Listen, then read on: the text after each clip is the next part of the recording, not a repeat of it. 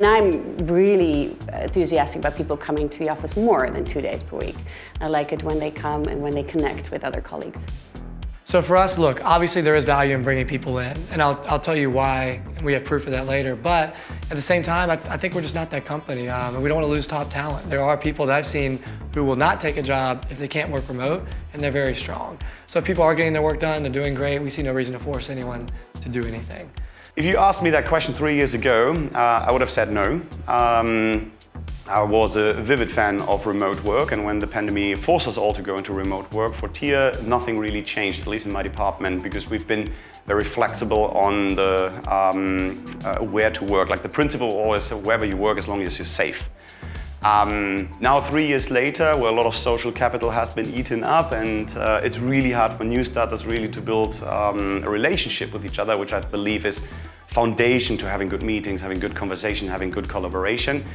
I don't necessarily wish for them to be more in the office, but find other ways of meeting in person. I think there's a lot of value to that. I do think that there is a lot of value with having employees meet face-to-face. I think that's something that's incredibly missing today with having a distributed and partially or fully remoted workforce.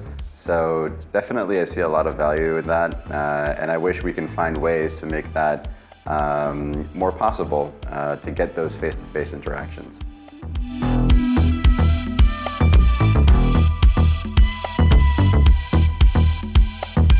Free breakfast and lunch is huge. It works very well, believe me. We saw a drop off in the days in which we don't do free breakfast and lunch. We used to do it every day, and we moved it to like Tuesday and Wednesday, and there's a drop off. I mean, free food speaks. Everyone loves free food. It's something that you usually have to pay for, you don't.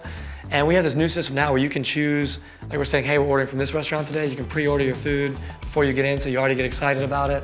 So very big component of that one. Yeah, we have actually Take Your Parents to Work Day.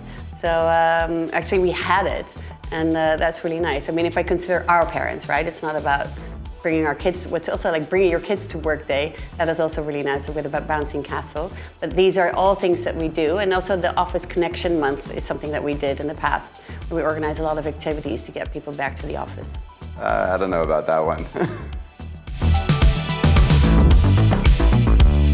Yes. Napping pods, maybe not sleeping pods. Tracksuit Tuesdays are pretty cool. So we have this thing where if you do really well at ClickUp, we have ClickBucks where you can purchase things. And if you get enough points, the most expensive thing there is ClickUp sweatpants.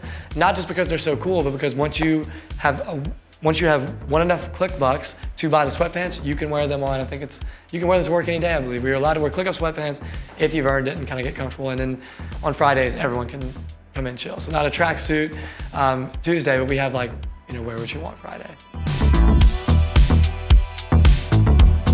Yeah, so at Vimeo, we kind of acknowledge the fact that we're going to have a remote workforce in some way or another.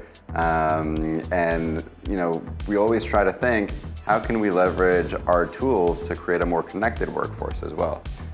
So some of the tools that we provide, we actually use ourselves to do that. So things like async communication, we have a variety of tools that you can record video messages, send a link to somebody on your team, and in some cases that replaces a meeting also. So that increases productivity. You don't have to set up a meeting. The recipient can watch that video even at double speed and kind of get that information quickly. And we also embed or have integrations for these recording async communication tools with other productivity tools that we already use. So things like Asana, or Monday.com, so you can record video messages directly inside those tools as opposed to just leaving a note or writing a Slack message or an email. A cool thing that we have done though, that I think you'd like to hear, is we have these offsites because we do see value in people and teams getting together. So we'll fly out an entire team for a week and we'll give them pretty audacious goals. And we'll say, hey look, if you can hit X, Y, and Z, we will give you, an extra bonus or some nice, really cool incentive. So we'll fly them out, we'll feed them, we'll take them nice dinners, but we give them very crazy goals to hit. So they'll work extra hours, they'll all be together in a room, but the amount of progress we get, there's an ROI every single time. So that we do see value in people working together, but again, we're never gonna force it, but we will give them options to do so. We had a growth offsite just like 3 months ago in San Diego, flew the team out, and typically we have, there's certain tasks that we knew were gonna take almost a whole quarter to get done. Almost, I guess, half a quarter. And we were midway through the quarter. And we're like, hey, if you can get these tasks done in 1 week, as close as you can get. We gave, one for like the email team. It was like, hey, instead of building out, you typically build out, 45 life cycle campaigns, whatever it may be. If you can do that in 1 week, it's a crazy goal. What you do in a month, if you can do it in 1 week, we'll hook you guys up. We'll take you to the Padres game, nicest dinners, whatever you want, things like that. And we still reward them if they don't hit, but it's crazy how close people get. So we have that for every single type of team that comes in. It's a really cool strategy. We're gonna keep doing it. It works really, really well. We see ROI positive every time we do it. It's coming back to the decision on what kind of company you are, because then it's a character thing. If you decide we are an office company, then people only apply and people join and stay in the company because they love to go to the office. So that you don't necessarily need to give an extra incentive to make them, because intrinsically they want to go. If they are work from home, travel work, digital nomads, you can give any incentive, you will never intrinsically make them get to the office. They will always be miserable.